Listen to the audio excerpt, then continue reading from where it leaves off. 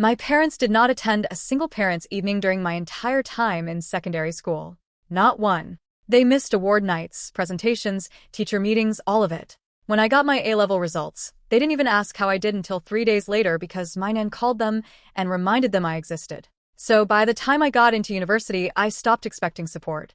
I worked part-time through all 3 years. Late shifts, student loans, instant noodles, constant stress.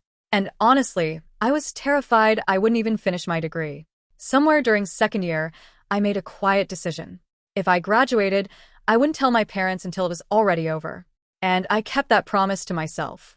The only people who knew my graduation date were my nan and my best friend Marcus, because those were the two people who had actually shown up for me consistently my entire life.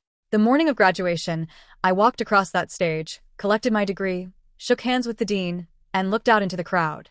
There was Marcus cheering like I'd won an Olympic medal, and there was my nan crying before I'd even reached the stage. After the ceremony, I took one photo outside the hall. Me in a gown holding my certificate while graduates and families walked around behind me.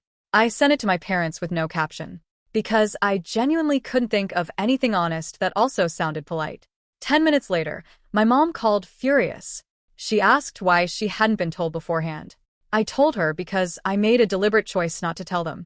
She said she was my mother and had every right to be there for one of the most important moments of my life. So I asked her a simple question.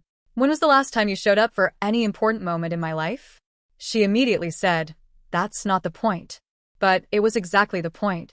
I told her I invited the people who had been present for the years leading up to that moment, not just the final ceremony.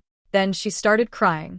She said I had cruelly excluded them from the biggest day of my life.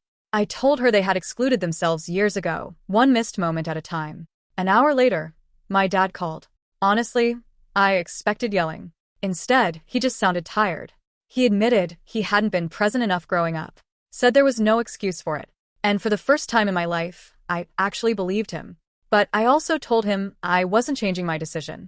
And he said he understood. Later that night, my nan sent me a video she recorded during the ceremony. You can barely see me clearly because her hands are shaking the entire time. But when my name gets called, you hear her start quietly crying behind the camera. And right before the video ends, she whispers something so softly, I almost missed it the first time. That's my boy. I've replayed that clip more times than I can count, because that was the voice I wanted in that room. Not people who suddenly wanted front row seats after skipping the entire journey to get there.